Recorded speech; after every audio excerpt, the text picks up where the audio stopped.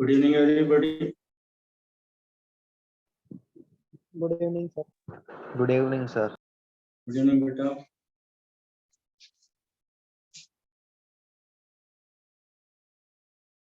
In the last class, we have discussed about functions, and we were talking about real functions. We have discussed a constant function, a linear function, then a polynomial function.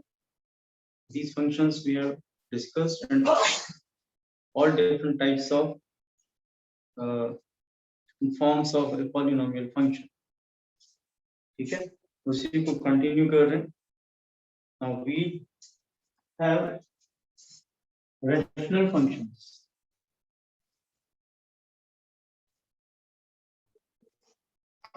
Rational functions क्या मतलब हो गया?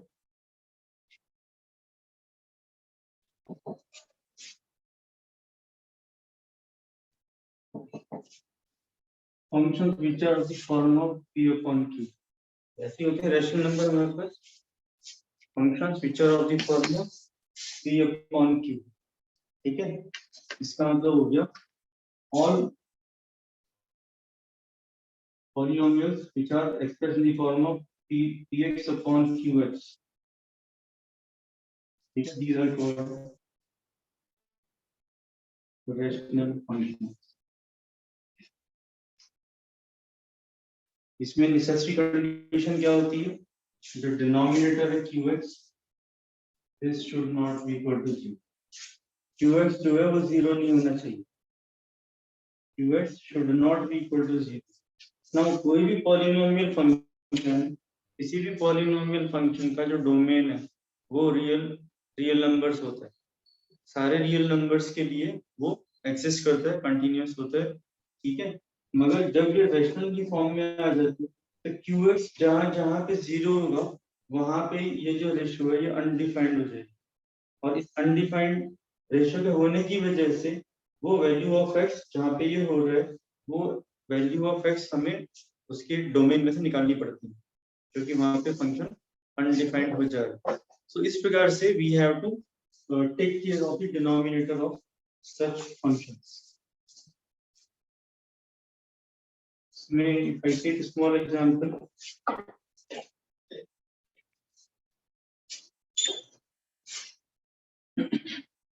say some function fx which is of this form, say x square plus 2x plus 4 upon x square minus 5x plus 6. Okay, this is some rational function of which we want to find the domain. इसका domain का range ये पूछे जाता है. पता इसका domain क्या होगा, इसका रेंज क्या होगा. तो डोमेन फाइंड करने के लिए हमें क्या करना पड़ता है? फिर इसके न्यूमरेटर डिनोमिनेटर, बेसिकली डिनोमिनेटर को we have to resolve it into factors. इसके फैक्टर्स बनाने होते हैं और इसको फैक्टर बनाएंगे तो हमें क्या मिलेगा?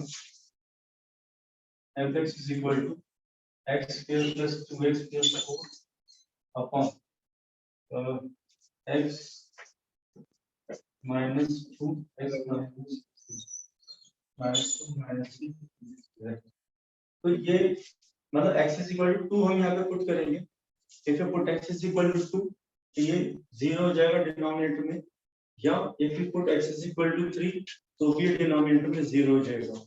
means for 2 and 3 there are two values for which this function, ठीक है, becomes infinity or undefined. so हमें ये दो वैल्यू छोड़ के चलेंगे.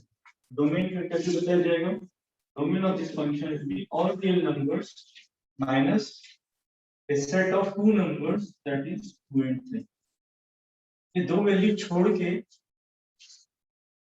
छोड़ के बाकी सारी रियल वैल्यू के लिए ये फंक्शन हमारा defined. so this becomes the domain of this function.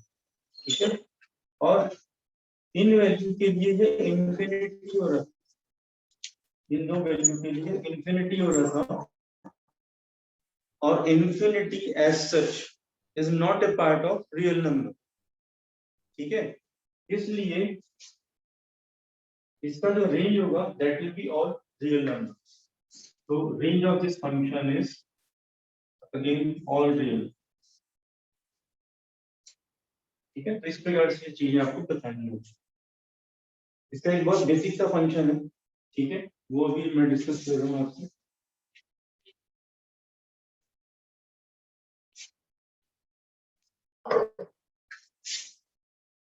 One upon x.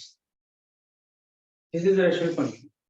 इसमें जो px है वो कांस्टेंट फंक्शन है, दैट इज 1, और जो डिनोमिनेटर है, ठीक है, qx वो है x, सिर्फ x। अब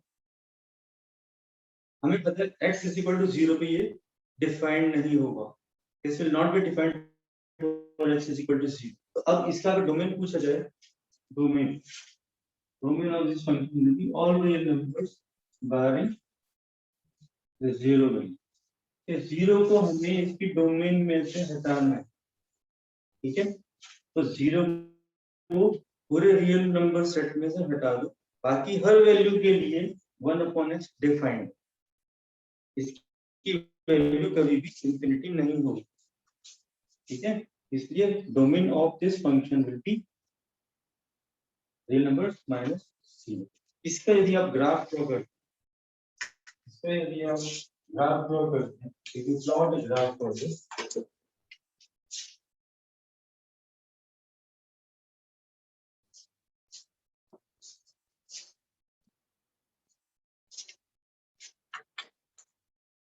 for x is equal to 0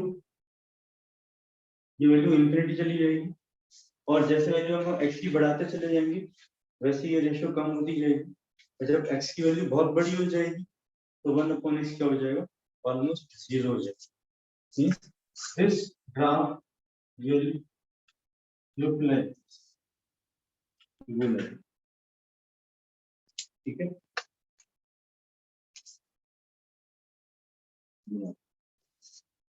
similarly यहाँ पे कैसे,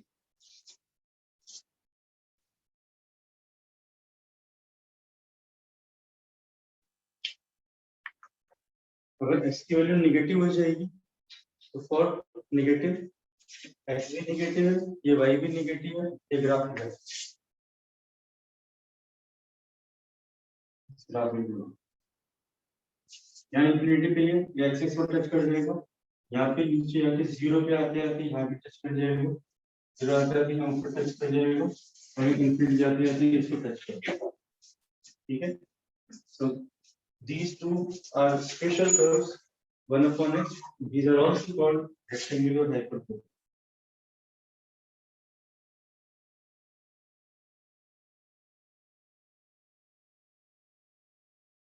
स्पेशली नाम है, रेक्टेंगुलर बोला जाए तो परपेंडिकुलर लाइंस के साथ, ठीक है,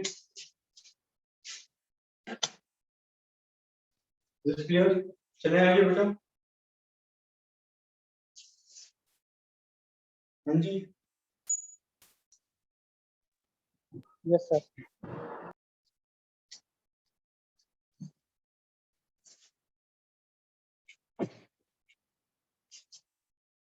next function is modulus function.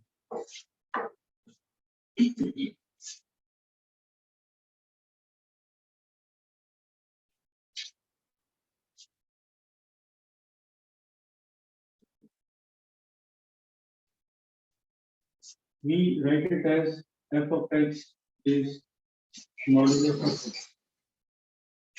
Modulus of x का मतलब होता है we are interested in value only and not the sign of the value.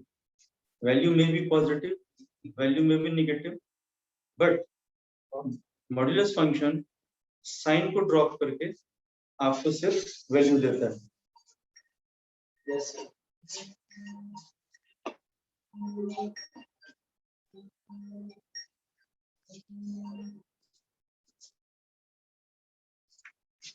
So if x is equal to say -5, f of x,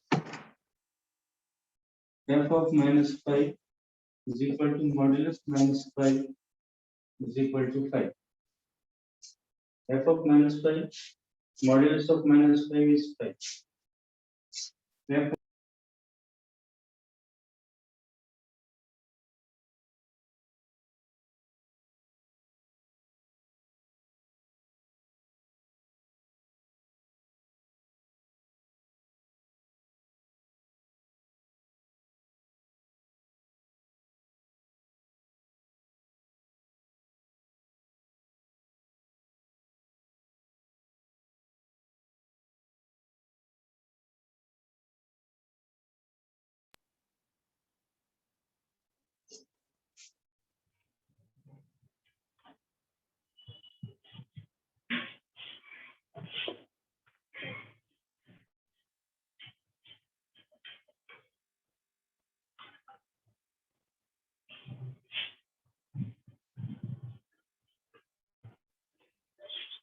phone करके बोल दे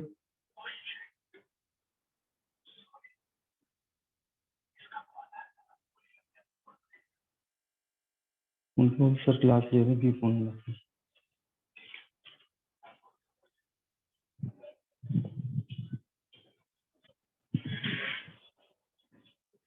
So this function for value 1.5 is equal to modulus of 1.5 is equal to 1.5. मतलब result जो होगा modulus function का वो आपको सिर्फ value देगा, ठीक है।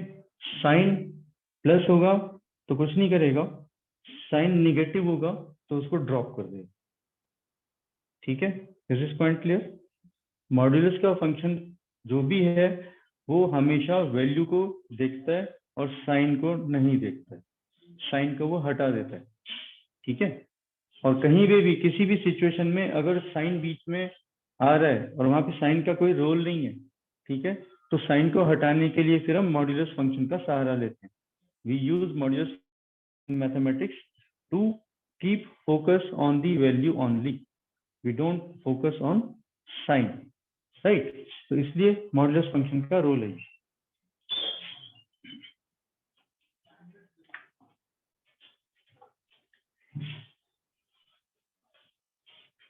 Now if we plot a graph for this, then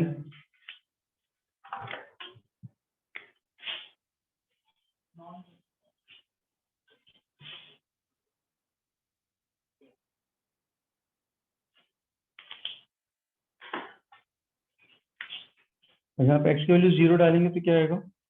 0 आएगा, तो ये 0 आएगी। इसकी वैल्यू 1 डालेंगे तो इसकी वैल्यू क्या हो जाएगी? ये एक्चुअली y है, इसको हम y लिखते हैं, मैंने बताया था आपको। तो y की वैल्यू और x की वैल्यू 1, y विल बी 1, तो ये 1 1 इधर आ जाएगा। इसकी वैल्यू 2 डालूंगा तो y की वैल्यू भी 2 हो जाएगी, तो फॉर दिस इज 2, ये भी 2 हो जाएगा। इसकी वैल्यू 3 डालेंगे तो ये वैल्यू 3 हो जाएगी, सो फॉर 3 ये 3 हो जाएगी। तो ये इस प्रकार से this will become in straight line. ऐसे ही इसको -1 डालेंगे तो y की वैल्यू +1 आएगी, तो x की वैल्यू तो हमने -1 रखी इधर, मगर y की वैल्यू +1 आ गई। x2 डालेंगे y की वैल्यू +2 हो जाएगी, मतलब -2, मगर y की वैल्यू 1 2, ये इधर आ जाएगी। फिर इसकी वैल्यू -3 डालेंगे तो ये हो जाएगी वैल्यू +3, तो और -3 हम इधर आ गए, -1 -2 -3, तो ये 1 2 ये 3, तो यहाँ पे इधर ये वैल्यू इस प्रकार से। So modulus function will always result in a V shaped graph. Modulus function will always return in a V shaped graph, क्योंकि ये हमेशा आपको पॉजिटिव वैल्यू देता है, इसलिए y की वैल्यू कभी भी नेगेटिव नहीं होगी, ठीक है। इसलिए इसका जो ग्राफ बनेगा वो भी y की वैल्यू निगेटिव नीचे होती है, नीचे की तरफ कभी भी नहीं जाएगा। ये y की वैल्यू पॉजिटिव ऊपर होती है, तो ग्राफ हमेशा ऊपर की तरफ ही बनेगा, ठीक है। इस प्रकार से आपको ध्यान देना है। तो y is equal to mod x, एक सिंपल सा फंक्शन है ये, इसकी शेप ऐसी वी शेप आती है, इस प्रकार से आती है। इसके मैं कुछ वेरिएशन अभी ड्रॉ करूंगा यहाँ पे, तो वो आपको ध्यान देना किस प्रकार से यहाँ पे क्या होता है, तो यहाँ पे क्या फर्क आता है, राइट, दैट वे।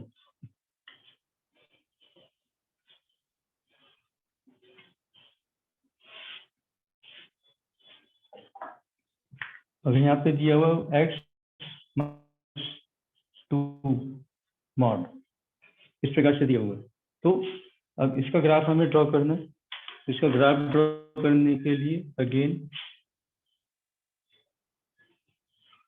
हमें पता है ये ग्राफ ऊपर की तरफ बनेगा क्योंकि मॉड्यूलस फंक्शन है, ठीक है।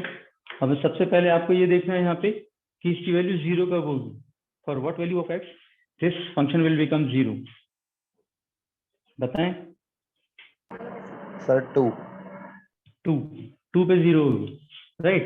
तो x इज इक्वल टू 2 का है हमारा, ये x इज इक्वल टू 2, तो ये 0 वाला पॉइंट हमारे यहाँ पर होगा। Now if I put x is equal to 1 here, तो क्या हो जाएगी इसकी वैल्यू? 1 - 2 इज -1, और -1 का मॉड्यूलस इज +1, तो I will get a value +1। x की वैल्यू यहाँ पे 0 पुट करेंगे, तो ये हो जाएगा 0 - 2 इज -2, मॉड्यूलस ऑफ -2 इज 2, तो y 2, ये y की वैल्यू होगी 2। ठीक है, इस प्रकार से अब x की वैल्यू आप डाल दें -1, -1 डालेंगे तो -1 -2 -3 एंड मॉड्यूलस ऑफ -3 इज +3, तो यहाँ पे ये वैल्यू हो जाएगी इसकी +3। तो ये इस प्रकार से स्ट्रेट लाइन बन जाएगी। ठीक है, अब इससे आगे जाते हैं। ये है 2 3 4 5 लाइक दिस। यहाँ पे 3 वैल्यू पुट करेंगे तो क्या हो जाएगा, 3 - 2 इज 1, मॉडुलस ऑफ 1 इज 1, सो इसके लिए वैल्यू यहाँ पर ये 1 आ गई। 4 पुट करेंगे तो 4 - 2 is 2 and modulus of 2 is 2, right. तो 4 पे वैल्यू बनेगी ये 1 ये 2, ऐसे 5 पे वैल्यू हो जाएगी ये 3, तो ये हो जाएगा। Again the shape of the graph is we shaped graph है, ठीक है, this is we shaped graph, मगर x -2 होने से कहाँ चला गया, ये पॉजिटिव डायरेक्शन में शिफ्ट करेंगे। ठीक है, इसी प्रकार से अगर यहाँ पे पॉजिटिव होता तो फिर ये इस तरफ शिफ्ट हो जाता, तो ये चीज आपको ध्यान देनी है। ठीक है, ये पॉइंट क्लियर हो गया, जतिन समझ में आया बेटा? Yes sir. ओके, अब इसका थोड़ा सा शेप चेंज करते हैं।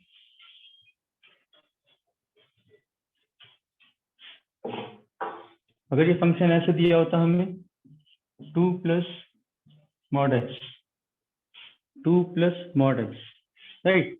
नाउ y की वैल्यू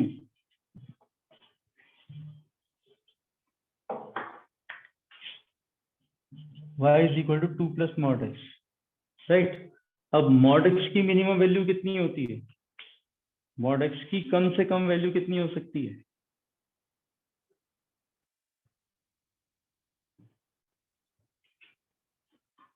सारी निगेटिव वैल्यू को ये पॉजिटिव बना देता है। सर 0। हाँ 0 की निगेटिव्स को भी ये पॉजिटिव कर देता है, तो इसकी वैल्यू बढ़ जाएगी, सिर्फ 0 पे ही 0 देगा और कहीं भी 0 नहीं देगा। तो mod x की हमेशा जो मिनिमम वैल्यू है वो 0 आपको 0 पे ही मिलेगी। अगर यहाँ पे जैसे x -2 था, उसकी मिनिमम वैल्यू 2 पर मिल रही थी, मगर वो मिनिमम वैल्यू 0 थी। ठीक है, तो इस चीज का ध्यान में रखना है। तो अब इसकी मिनिमम वैल्यू मुझे 0 पे ही मिलेगी, तो जब mod x की वैल्यू मिनिमम है, कम से कम है, तो y की वैल्यू कम से कम कितनी होगी, 2। y की वैल्यू कम से कम होगी 2।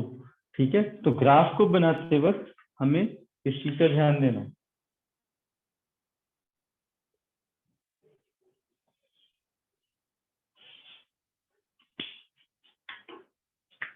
हो गया 1, हो गया 2, तो ये मिनिमम वैल्यू है, y की मिनिमम वैल्यू 2 यहाँ पे मिली।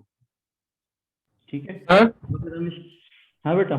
सर मैंने दूसरे डिवाइस से लॉगिन किया सर, आप मेरे को अंदर ले लो, एक्चुअली में इसमें थोड़ी प्रॉब्लम आ रही है। कोई नहीं बेटा, कर ले लिया मैंने, एडमिट कर लिया। Thank you sir. ठीक है, तो ये y = 2 यहाँ पर आ गया हमारा।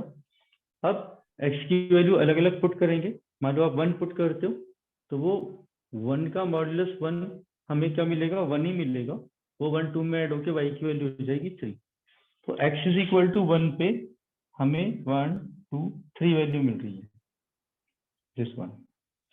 ऐसी x की वैल्यू में -3 रख देता हूँ, x की वैल्यू मैंने रखी -3, तो फिर ये -3 का मॉडुलस हो जाएगा +3, और वो +3 2 के साथ जुड़ के हो जाएगा 5, एंड y की वैल्यू मिलेगी हमें 5।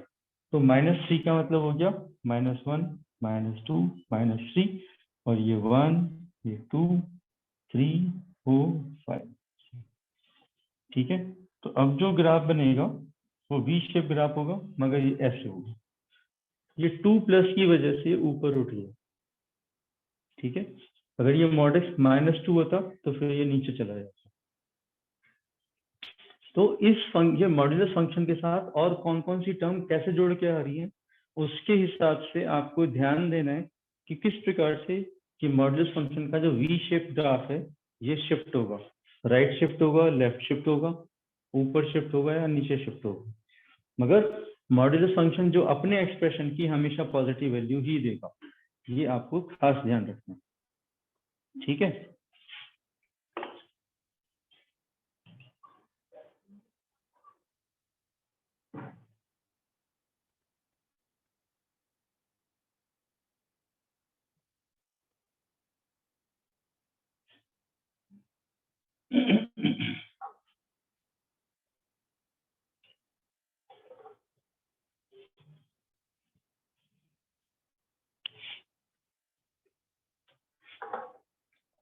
तो y is equal to F X is equal to mod X. Mod X function का डोमेन क्या हो गया? Domain of this function, X में तो हम कोई भी वैल्यू डाल सकते हैं, चाहे पॉजिटिव हो चाहे नेगेटिव हो, whatever be the value, if it belongs to real number we can put here, चाहे वो रूट में हो रही हो, चाहे वो प्लस में हो, चाहे माइनस में हो, चाहे फ्रैक्शन में हो, चाहे whatever. So x can take all values, x can take all values, इसलिए domain of this modulus function is all real numbers. Domain of the modulus function is all real numbers, right. अब इसका range क्या होगा? आप तो इसमें सारी value डाल रहे हैं, मगर इसकी रिजल्टिंग वैल्यूज कौन सी आ रही है? Sir whole number. सारी पॉजिटिव आ रही है। कौन सी बेटा? Sir whole number. नहीं, होल नंबर क्यों बेटा, बीच के भी तो होंगे, 1.5, 1.75, ठीक है, 1 इंटीजर 2/3, जैसे सारे नंबर होंगे, √2, √3, √5, ये सब होंगे, सारे नंबर होंगे, तो ऑल सारे पॉजिटिव नंबर होंगे। आप बोलिए पॉजिटिव होंगे, ऑल पॉजिटिव रियल नंबर्स। अगर मैं -1.5 डालूंगा तो मुझे +1.5 मिले, ठीक है। तो सारी निगेटिव वैल्यू को भी ये सब पॉजिटिव में शिफ्ट करके आपको देगा, तो इसकी जो रिजल्टिंग वैल्यूज होंगी वो सारी पॉजिटिव होंगी, इसलिए range of this function will be R positive. R positive हमने शुरू में पढ़ा था, अगर ध्यान है तो, R positive means positive real numbers, R negative means all negative real numbers, ठीक है, इस प्रकार से। तो ये डोमेन और रेंज आपका ऐसे ध्यान रखना। अब इसको एनालाइज करने में कई बार हमें मॉड्यूलस फंक्शन जो एक्स का होता है, इसको हमें स्प्लिट करना होता है, तोड़ना होता है। तो तोड़ने के लिए फिर हम क्या करते हैं, मॉड्यूलस हटाते हैं, तो पॉजिटिव रेंज अलग लेते हैं, निगेटिव रेंज अलग लेते हैं, ठीक है। तो उसको लिखने के लिए फिर हम कैसे लिखते हैं, हम modulus of X is equal to, इसको दो पार्ट में लिखते हैं, modulus of X is equal to X for all X greater than equal to 0। जब x की वैल्यू पॉजिटिव होगी, खुद से ही पॉजिटिव होगी, तो मॉड की जरूरत नहीं, आप सीधा x लिख सकते हो। x की वैल्यू पॉजिटिव आ रही है, सिंपल आप x यूज कर सकते हो। और अगर x की वैल्यू 0 से छोटी हो जा रही है, मतलब for all values of x less than 0, अब मैंने इक्वल टू 0 नहीं लगाया, लेस देन 0, तो ये वैल्यू होगी -x, ये ध्यान रखो। अब ये -x लिखने से मुझे पॉजिटिव वैल्यू कैसे मिलेगी? माइनस तो मैंने बाहर लगा दिया अपनी तरफ से, ठीक है। x ये जानते हुए कि x खुद निगेटिव है, x में जो वैल्यू है वो खुद निगेटिव है, तो उस निगेटिव वैल्यू को पॉजिटिव करने के लिए मैंने बाहर अपनी तरफ से निगेटिव साइन लगाया है। तो जब भी मॉड x को हटा के आपको काम करना है, तो आप x पॉजिटिव के लिए अलग से एनालाइज करेंगे, x निगेटिव के लिए अलग से एनालाइज करेंगे, दो पार्ट में आपको फंक्शन स्प्लिट करके उसको एनालाइज करना होगा। ये जहां जहां पे आगे आएगा हम उस प्रकार से इसको यूज करेंगे, ठीक है। So mod x is written as x for all values of x which are greater than equal to 0 for all positive values of x, and mod x is written as -x for all values of x which are less than 0. whenever x is negative, mod हटा के हम -x लिख के काम करेंगे वहां, ठीक है। तो ये चीज आपको आना चाहिए, ये चीज बहुत क्लियर होना चाहिए कि ऐसे हमने इसको क्यों लिखा, ठीक है। इसमें किसी को कोई डाउट है? Jatin,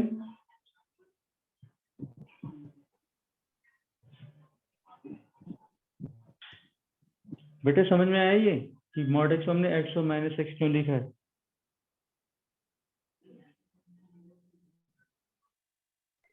yes sir. जतिन बताओ, जतिन नहीं बोल रहा है।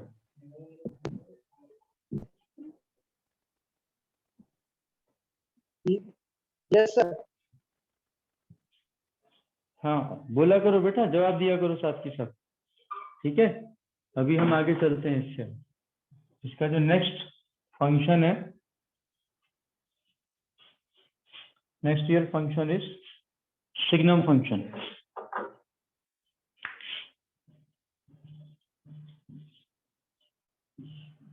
Signum function, signum function is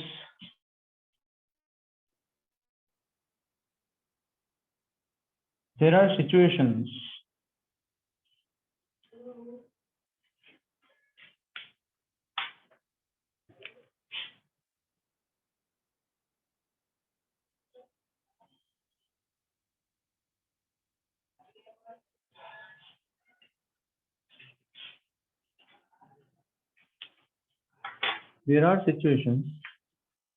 when the value of function is +1 for all values of x greater than 0 and the value of function is -1 for all values of x less than 0, but the value of function is 0 whenever x is 0.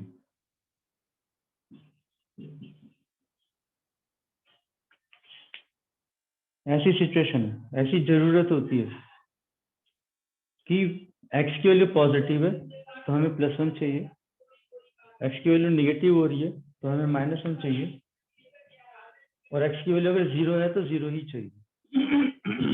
ये situation है। This is called signum function. इसको हम लिखते हैं SGNX, ठीक है। इसकी short form है SGNX, और इसको हम डिफाइन करते हैं +1 for all x greater than 0, 0 x equal to 0 and -1 for all x less than 0, ठीक है। That is how it is written. But ये कौन सा फंक्शन है, ये कौन सी ऐसी फॉर्म है जो हमें ये वाली चीज देती है? सो this is SGN is equal to mod x upon x और x upon mod x। दोनों में से कोई सी भी फॉर्म आप यूज कर सकते हैं, दोनों में से कोई सी भी फॉर्म यूज की जा सकती है। तो इसका जो रिजल्ट होगा हमेशा ये या ये इनमें से मिलेगा, क्योंकि इसके लिए ये पहले से 0 दिया हुआ है। तो for this x not equal to 0 हमें ये पहले से 0 दे दिया, अनडिफाइंड नहीं होगा, क्योंकि 0.0 ये अनडिटरमाइंड हो जाएगा। तो अनडिटरमाइंड की स्टेट से बचने के लिए पहले से हमें ये 0 डिफाइन करके दे दिया गया। अब इसको ध्यान से देखो, मॉड एक्स हम कैसे अलग करते हैं? SGNX,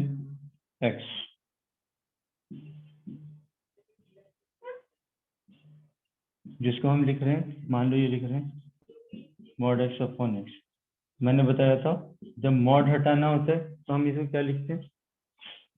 x upon X for all x greater than equal to 0। तो x अपॉन एक्स क्या हो जाएगा? x अपॉन एक्स हमें क्या वैल्यू देगा? +1, कट जाएगा वो, ठीक है। और this is -x upon X for all x less than 0। तो x खुद जब जब निगेटिव होगा तो माइनस ऑफ -x ये तो इसको पॉजिटिव कर देगा, मगर ये निगेटिव x है, ये वाला x निगेटिव है। तो इसका निगेटिव की जो वैल्यू होगी ये हमें क्या दे देगी? -1। So this is equal to 1 and this will give me -1, ठीक है। तो इसलिए हम सिग्नम x को mod x अपॉन x या x अपॉन mod x से रिप्रेजेंट कर सकते हैं और करते हैं, ठीक है।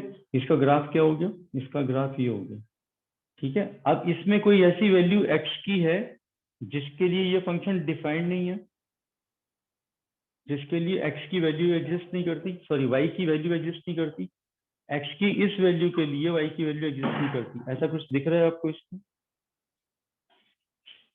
क्या ये सारी x की वैल्यूज कवर कर रहा है?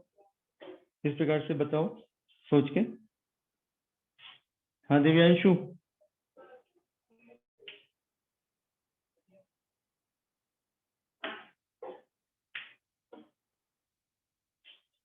दिव्यांशु आवाज आ रही है बेटा?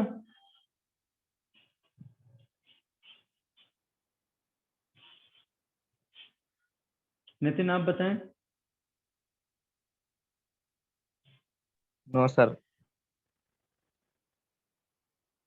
एक्स की ऐसी कोई सी भी वैल्यू नहीं है जिसके लिए खुद डिफाइंड नहीं है, तो इन अदर वर्ड्स एक्स की सारी वैल्यू कवर कर रहा है।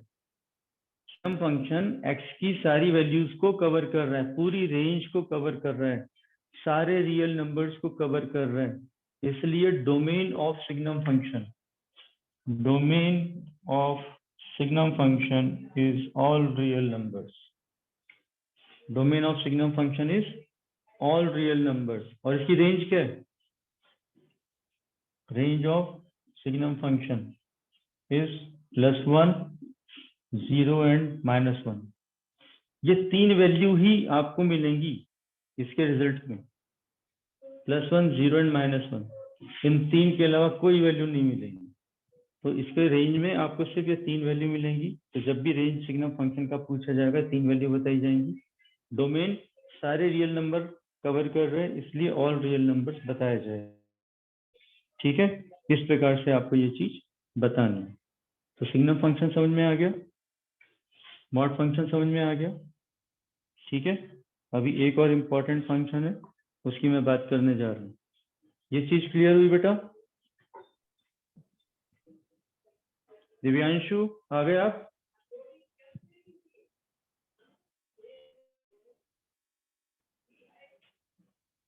दिव्यांशु, दिव्यांशु आवाज आ रही है?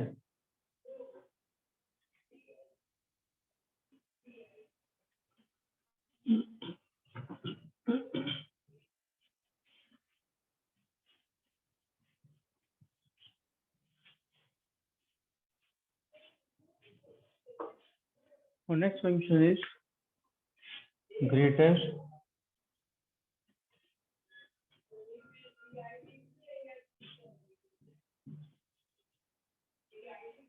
integer function। Greatest integer function, greatest integer function, इससे क्या मतलब है? इसको रिप्रेजेंट हम करते हैं f(x) = ये स्क्वायर ब्रैकेट से रिप्रेजेंट करते हैं, इसको हम स्क्वायर ब्रैकेट से रिप्रेजेंट करते हैं, और y = x। अब ये बोला ग्रेटेस्ट इंटीजर, ठीक है। ये जो टर्म है ना ग्रेटेस्ट इंटीजर, ये बहुत इंपॉर्टेंट है। x की वैल्यू कुछ भी हो सकती है, x की वैल्यू कुछ भी हो सकती है, मतलब any of the real numbers x can take a value, but जब इस पर ग्रेटेस्ट इंटीजर फंक्शन अप्लाई करेंगे तो इसका जो रिजल्ट होगा वो हमेशा एक इंटीग्रल वैल्यू ही होगी। Is the point clear? x is any real number when this greatest integer function acts on this real number, it will result in a integer value।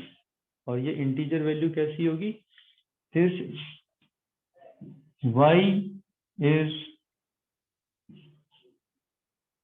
less than equal to x, y is less than equal to x, x belongs to real numbers, y belongs to integers। क्या ये बात समझ में आई आपको? ये number line है, this is number line, this is 0, 1, 2, 3। ठीक है, x की वैल्यू मैंने ले ली, मान लो ये वाली वैल्यू ले ली, 2.5, तो यहाँ पे ये हो गया 2.5, 2.5 से छोटा, 2.5 से छोटा इंटीजर कौन सा है? 2.5 से छोटा इंटीजर कौन सा है? 2। 2.5 से छोटा इंटीजर कौन सा है? 2। 2.5 से छोटा इंटीजर 1 भी है, 2.5 से छोटा इंटीजर 0 भी है। अगर हमें कौन सा इंटीजर चाहिए? ग्रेटेस्ट इंटीजर चाहिए। तो 2.5 से छोटा, 2.5 से छोटा ग्रेटेस्ट इंटीजर कौन सा है? 2 है। 2.5 से छोटा greatest integer is 2। Therefore, y is equal to 2. Therefore, y is equal to 2. तो y को 2 वैल्यू मिलेगी। ठीक है, ऐसे ही अगर नेगेटिव साइड में देखेंगे -1, -2, -3 और यहाँ पे कोई वैल्यू हमारे पास -1.5। y is equal to greatest integer function -1.5। आप इस 1.5 से छोटे इंटीजर कौन से हैं? -2, -3, -4 ये सारे, और इनमें सबसे बड़ा इंटीजर कौन सा है? -2। तो इसका रिजल्ट होगा -2। ठीक है, तो इस प्रकार से हमें ये वैल्यूज मिलती हैं। सर -1 नहीं आएगा? ना, -1 तो बड़ा हो गया, -1 तो बड़ा हो गया, आगे चला गया ना, हमें छोटा चाहिए। छोटे इधर होते हैं, बड़े उधर होते हैं। सर यही नेगेटिव समझाने साइड के में लिए, छोटे चाहिए होते हैं। हाँ, ये y is equal to less than equal to x है ना, ये ओके सर। यही सीखना है इसमें। ये सीखने वाला यही वाली बात है इसमें कि ग्रेटेस्ट इंटीजर फंक्शन आपको x की वैल्यू से जितने भी छोटे इंटीजर्स हैं उनमें से सबसे बड़ा इंटीजर निकाल के देता है। तो 2.5 से छोटे इंटीजर ये सारे, इनमें ग्रेटेस्ट इंटीजर है 2। -1.5 से छोटे इंटीजर ये सारे, इनमें सबसे बड़ा इंटीजर है -2।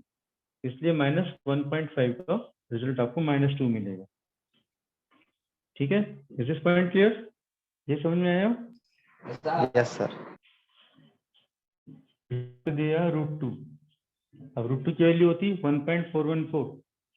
√2 की वैल्यू होती है 1.14। इसका ग्रेटेस्ट इंटीजर फंक्शन क्या बनेगा? इसका ग्रेटेस्ट इंटीजर फंक्शन बनेगा 1। √2 हमारा आता है इधर, ये है √2।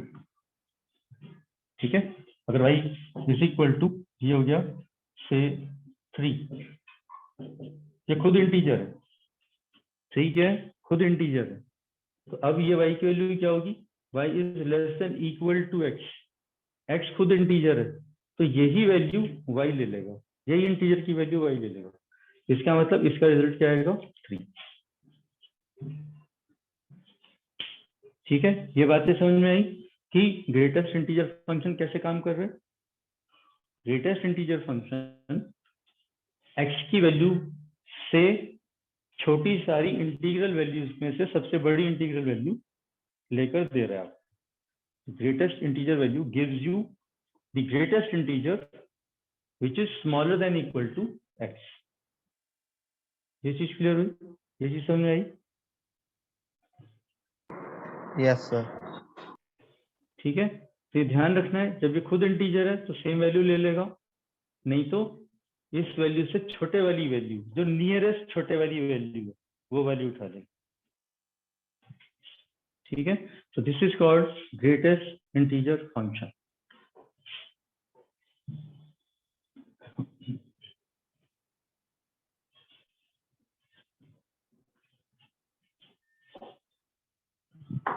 So we write this as fx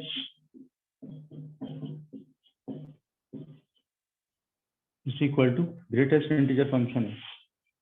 ठीक है, अब अगर हमें इसका ग्राफ बनाना है,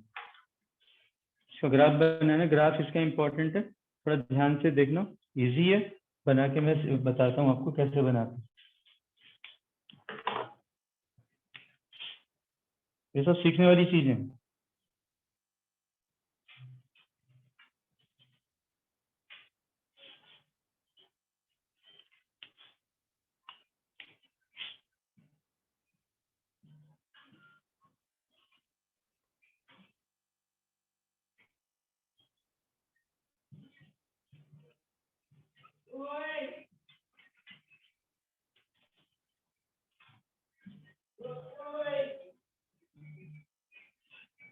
Things like this.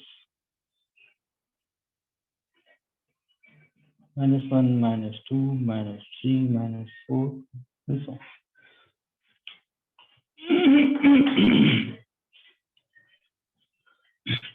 अब हम इसमें x की वैल्यूज डालना शुरू करते हैं।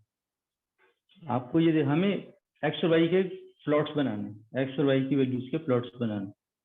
तो जब x की वैल्यू 0 है तो y की वैल्यू क्या होगी? ये भी 0 होगी। मीन्स 0 0 ये इस ग्राफ पे आने वाला है। अब x की वैल्यू अगर हम यहाँ की कोई वैल्यू लेते हैं 0.2, इसका रिजल्ट क्या मिलेगा? 0.2 का रिजल्ट क्या होगा? 0 होगा, ये 0 होगा। 0.85 अगर आता है तो सर तब भी 0 ही आएगा। तब भी 0 आएगा। और 0.9999 ऐसे आता है तो 0 तब भी 0 होगा।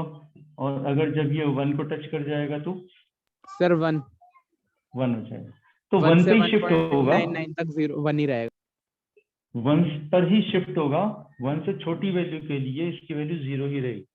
मतलब ये सारी वैल्यू यहाँ से यहाँ तक इस पर आएंगी, ये वाली वैल्यू नहीं आएगी, बस यहाँ तक आएगा। ये सारा आएगा। यहाँ पे ये ओपन सर्कल आएगा, ओपन सर्कल, डार्क सर्कल। ये इंक्लूसिव है, ये एक्सक्लूसिव है, क्योंकि जैसी वैल्यू 1 होगी y की वैल्यू क्या हो जाएगी? 1 हो जाएगी। ठीक है। फिर 1.2 वैल्यू के लिए ये मैं क्या वैल्यू देगा? 1 सर 1 1.357। इसके लिए क्या वैल्यू देगा? सर 1 देगा। ऐसी 1.9985, इसकी क्या वैल्यू देगा? सर 1 ये भी 1 देगा। और जैसी ये वैल्यू 2 हो जाएगी, इसकी वैल्यू क्या हो जाएगी? सर 2 तो 2 पे शिफ्ट होगा। और 1 से लेकर 2 तक की वैल्यू के बीच में सारी जो वैल्यूज हैं उसके लिए इसकी वैल्यू 1 रहेगी। मतलब y की वैल्यू 1 ही रहेगी, जबकि x की वैल्यू को हम बढ़ाते जा रहे हैं। x की वैल्यू को हम बढ़ाते जा रहे हैं, y की वैल्यू नहीं बढ़ रही है। y की वैल्यू 2 पे जंप मारेगी। y की वैल्यू कहाँ मारेगी? 2 पे जंप मारेगी। 2 पे कहाँ जाएगी? इधर 2 पे आ जाएगी। ऐसे ये 3 पे ओपन होगा और 3 पे फिर जंप मारेगा, ऐसे चला जाएगा 4 पे होगा। ठीक है, ये समझ में आया? क्योंकि इसकी शेप ऐसी बन रही है, इसको स्टेप फंक्शन भी कहते हैं। ये सीढ़ी नुमा नजर आ रहा है, सीढ़ी जैसा सा नजर आ रहा है, इसलिए इसको स्टेप फंक्शन कहते हैं। पॉजिटिव वैल्यू देखी, -0.1 यहाँ पर आ गए, इधर आ गए। ठीक, क्या वैल्यू देगा फिर हमें? इससे छोटी सबसे बड़ी इंटीजर -1। -0.5 के लिए भी ये वैल्यू हमें -1 ही देगा। -0.995 इसके लिए भी -1 ही देगा। मगर जैसे ये -1 आएगा, ठीक है, तो ये वैल्यू -1 ही देगा। और -1.1 हो गया तो कहाँ भाग जाएगा? -2 पे भाग जाएगा। ठीक है, तो 0 से इधर आती ये वैल्यू ओपन, ये सारी वैल्यू लेता हुआ आएगा -1 तक। ठीक है, और जैसे -1 से इधर आया, ये वैल्यू शिफ्ट हो जाएगी नीचे यहाँ, और ये -2 ये। ठीक है, -2 पे आती यहाँ तक रहेगा, और उससे आगे शिफ्ट होती वैल्यू शिफ्ट हो जाएगी -3 इस प्रकार से। फिर स्टेप्स बन रहे हैं इसमें स्टेप्स बन रहे हैं। ठीक है, x की सारी वैल्यूज कवर हो रही हैं, ध्यान दें, x की सारी वैल्यूज कवर हो रही है। For all values of x there exist a value on y। हर x की वैल्यू के लिए y पे एक वैल्यू एग्जिस्ट करती है, because this can take all values of x, therefore domain of this function is all real numbers. क्योंकि ये x की सारी वैल्यू ले सकता है, कोई भी वैल्यू डाल दो आप, आपको ये y की वैल्यू बना के देगा, ठीक है। और y की कैसी वैल्यूज आ रही हैं, y को जो वैल्यूज मिल रही हैं उनका नेचर क्या है, वो किस तरह की हैं? Sir integer. वो सारे इंटीजर्स हैं। तो मतलब इसका रेंज जो होगा वो रेंज क्या होगा, it's range will always be integers. Domain of greatest integer function is all real numbers and range of this function is all integers. तो इसका ध्यान रखना है, इस ग्राफ का ध्यान रखना है। ये ग्राफ अभी आप अपनी कॉपी पे बनाओ, इसको देख के बनाओ, ड्रॉ करो, ये चीज साथ लिखो, इसकी अपने हाथ से बनाओ इसको।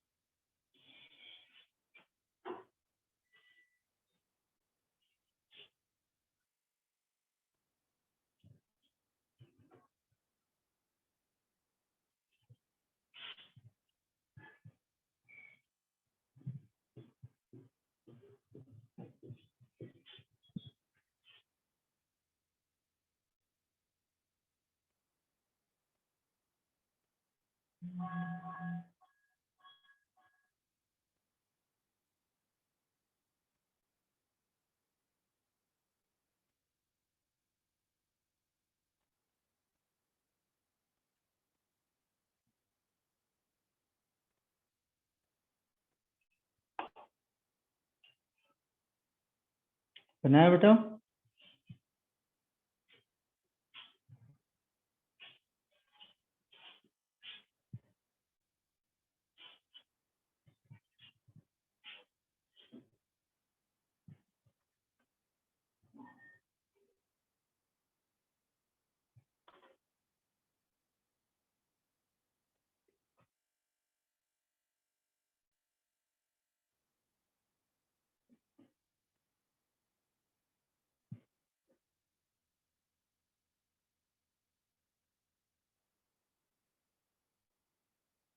बना लिया सर। ना जी, दिव्यांशु आवाज को क्या हो गया था, आपको सुन नहीं रहा था बीच में? हाँ सर, ये थोड़ा हो गया होगा, अच्छा इसलिए मैंने इससे ज्वाइन किया। ठीक, कोई बात नहीं बेटा। अंशु ने बना लिया, नितिन ने, जतिन ने? Yes sir. हाँ बेटा, ध्यान रखना है इसका, कहीं कहीं पे Yes, sir. यूज होगा, मगर जहाँ पे भी यूज होगा इसकी ये वाली प्रॉपर्टीज आपको पता होनी चाहिए, ये बिहेवियर पता होना चाहिए, ग्रेटेस्ट इंटीजर फंक्शन जहाँ पे भी यूज होगा, ठीक है। चलते हैं आगे। आपको एक खास बात बता रहा हूँ, ये फंक्शन 11th में इतने यूज नहीं होंगे जितने ज्यादा ये 12th में यूज होंगे, ठीक है। और 12th में जाके आपको ये नहीं लगना चाहिए अब तो मैं भूल गया ये सब, ठीक है। इसलिए इनको इस प्रकार से संजो के रखना है कि 12th में भी आपको कंफर्टेबल स्टेट में रहो इनको यूज करते वक्त।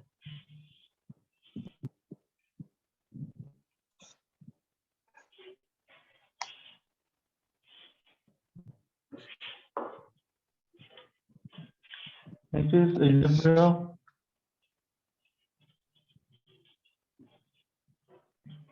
of functions.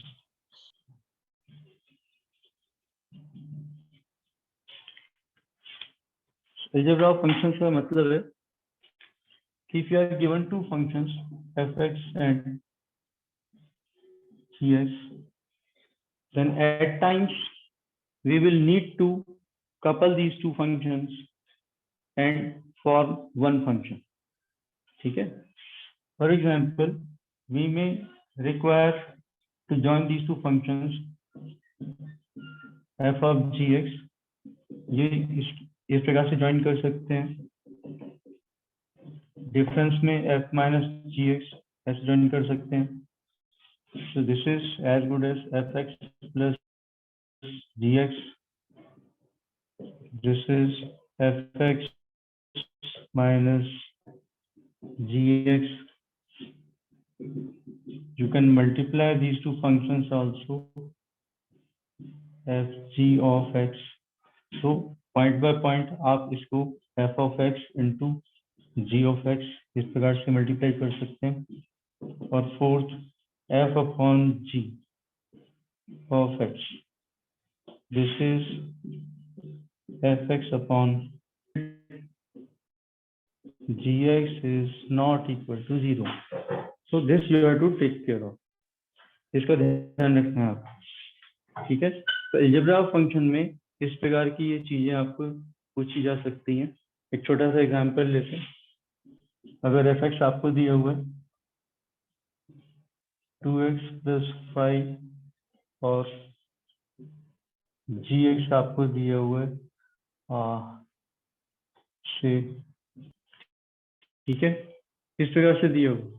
Now what will be f of g of x? तो आप इसको रीराइट करेंगे f of x plus g of x. तो f of x is 2x plus 5 plus x square plus 1. Now rearrange this. हो जाएगा x square plus 2x plus 6. एक polynomial function बन गया, क्वाड्रेटिक फंक्शन बन गया. तो इन दोनों का जो सम फंक्शन है वो ये वाला होगा. ठीक है. इसी प्रकार से f minus g of x. This is fx minus gx. तो यहाँ पे भी ऐसे करेंगे आप 2x plus 5 minus x square plus 1 to 2x plus 5 minus x square minus 1. So how will you write this? 5 plus 1 ये हो गया 4 प्लस ये वाला हो गया 2x और ये माइनस x. इस प्रकार से इसको आप लिखेंगे. ठीक है. प्रोडक्ट अगर पूछा गया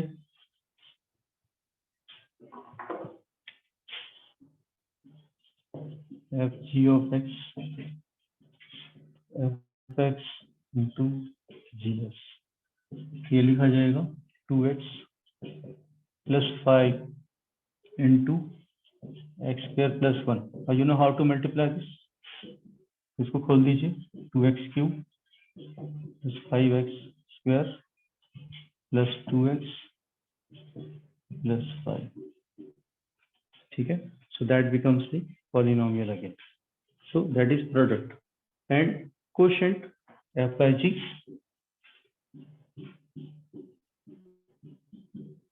This is fx upon gx, which is equal to 2x plus 5 upon x square plus 1, where x square plus 1 cannot be 0. ठीक है. क्या आप बता सकते हैं x square plus 1 0 कब होगा? किस x की वैल्यू पे 0 हो सकता है?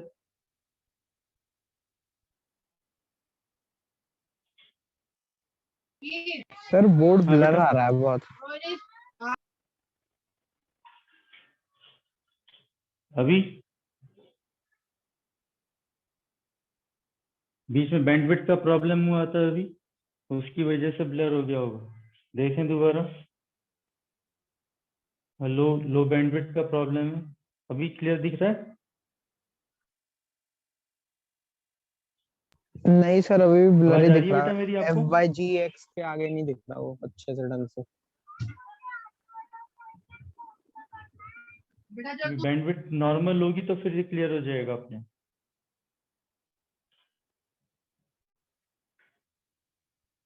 सर आप एक बार बता दो मैंने f by g x f के by आगे g क्या of लिखा है. x. Yes sir. हाँ मैं बोल रहा हूँ, आप एक बार पेपर पे लिख लो अपने पास. f by Okay, g of x is equal to fx upon gx, which is equal to 2x plus 5 upon x square plus 1.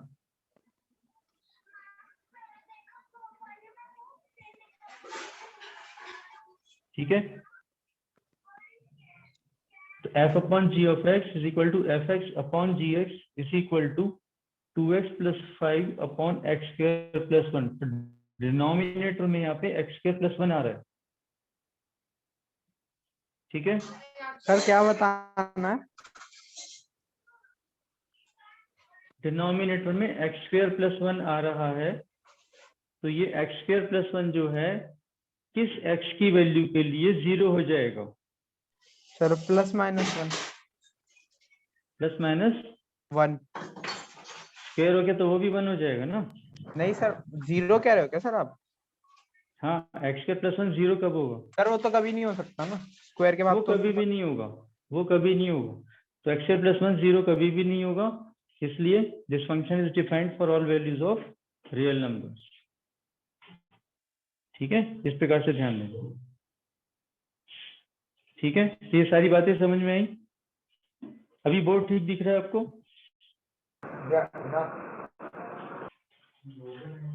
Board improve हो गया बेटा? Yes sir. हाँ, ये बैंडविड्थ का कुछ प्रॉब्लम हुआ था बीच में नेट तो, उसकी वजह से ऐसा हुआ था. ठीक है, तो अभी ये चैप्टर में हमारा लर्न करने वाली चीजें लगभग कवर हो गई हैं.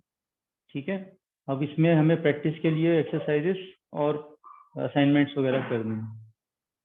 ठीक है, प्लस मैंने एक मैसेज दिया था फिजिक्स के टेस्ट का, संडे को 6 बजे रखा हुआ है.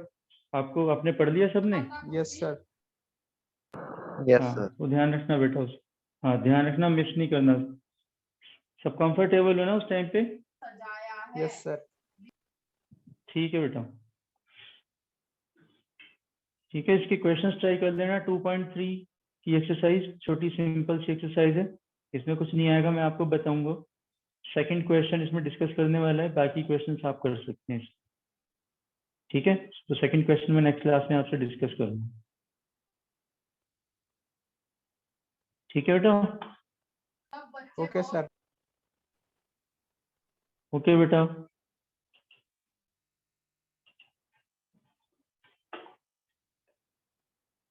चलो, बाय फॉर नाउ.